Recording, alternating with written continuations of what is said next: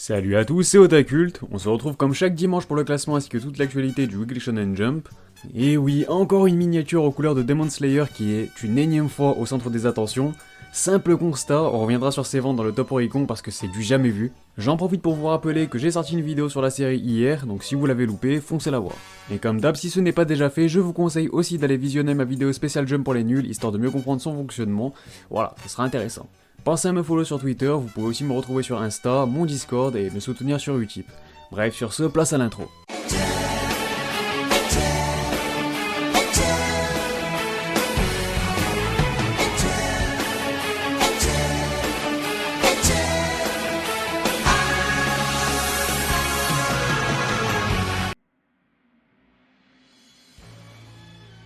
On commence avec la partie en classement. Cette semaine, le Lead Color revient pour la troisième fois de l'année à Demon Slayer, histoire de récompenser son excellente forme. Le manga de Koyoharu Gotoge profite aussi de 3 pages couleurs dont une double absolument sublime. De son côté, We Neverland bénéficie de sa 13ème page couleur, ce qui est un total tout à fait honorable sur une année, sachant qu'elle n'est pas terminée en plus. A noter la présence du one-shot Aken Samurai de Ryohei Maeda, qui a lui aussi droit à sa petite colorisation. Côté nouveauté, Yozakura Family signe déjà son 5ème chapitre, tandis que Mitanagos Security nous délivre son 4ème chap. Rien d'autre à ajouter les concernant, si ce n'est qu'il va falloir patienter encore quelques petites semaines pour les voir intégrer le classement en octobre.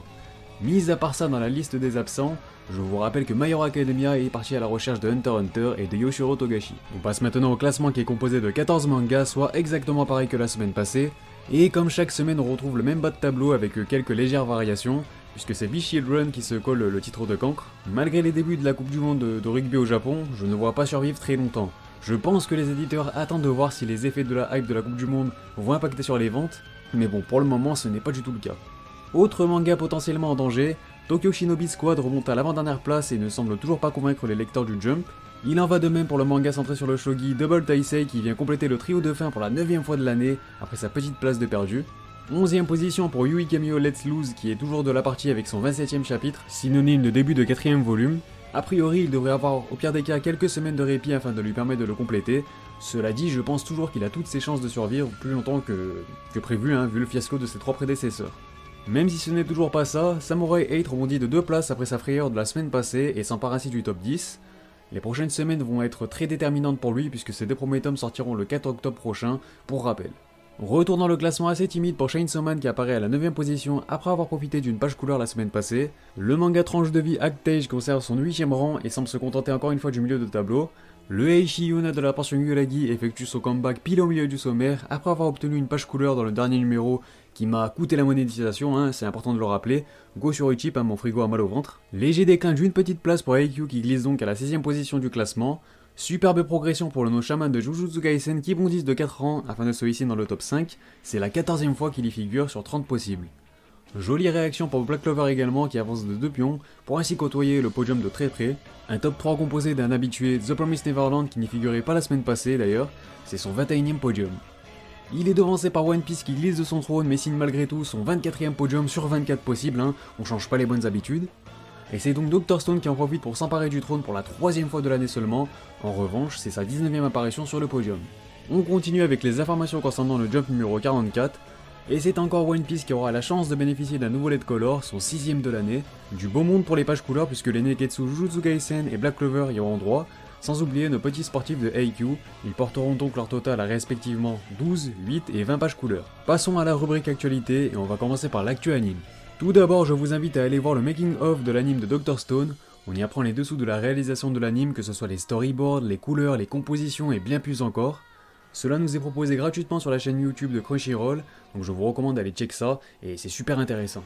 Concernant One Piece, on a enfin une date pour la diffusion de l'épisode spécial de Romance Down, revenant sur les origines de la série. Il fera donc office de 907ème épisode de l'anime et sera diffusé le 20 octobre prochain.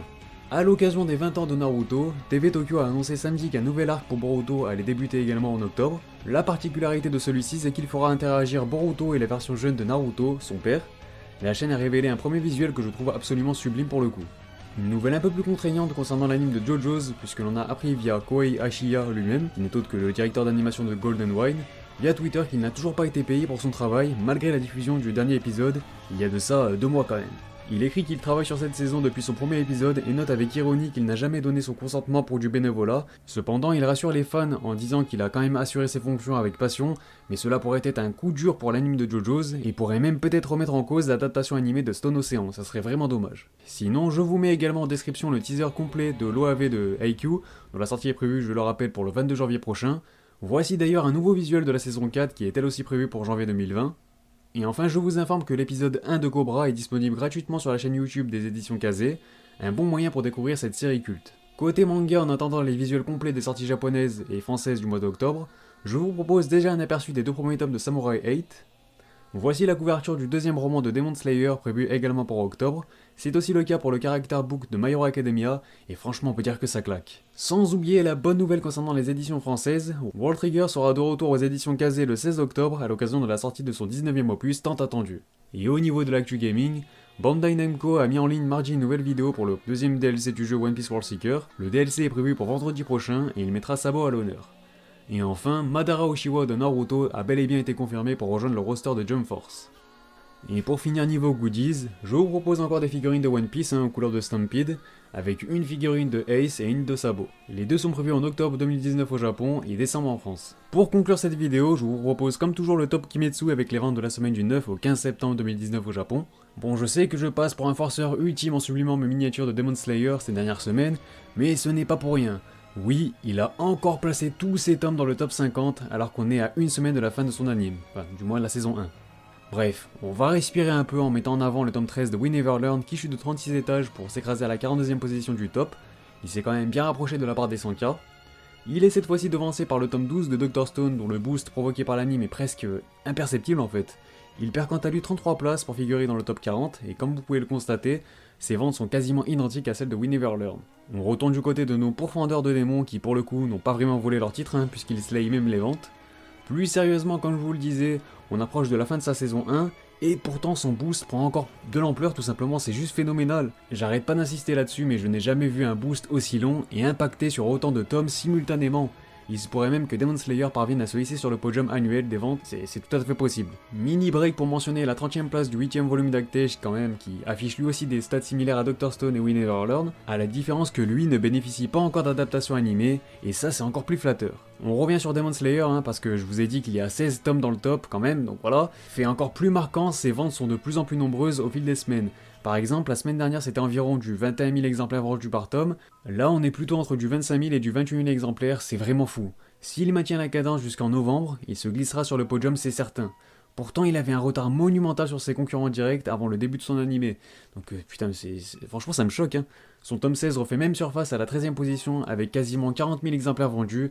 Putain mais c'est vraiment trop beau. Et enfin on conclut ce top sur du Haikyuu puisque son 39e opus apparaît encore sur le podium malgré son trône de perdu. Il a ajouté plus de 96 000 copies à son compteur, se rapprochant quant à lui des 360 000 unités en 2 semaines. Sur ce, la vidéo est terminée, n'hésitez pas à réagir sur celle-ci et sur le classement dans les commentaires. Pensez à liker et à partager, ça fait toujours plaisir, et pour ceux qui veulent soutenir la chaîne, vous pouvez le faire sur ma page Utip en description. Sinon, pensez à vous abonner si ce n'est pas déjà fait pour ne pas manquer les prochains classements. Vous pouvez aussi me rejoindre sur Twitter, Instagram et sur le Discord de la chaîne. Bref, les liens sont en description, vous le savez. Quant à moi, je vous dis à très bientôt pour de prochaines vidéos. Portez-vous bien et sur ce, on se reverra.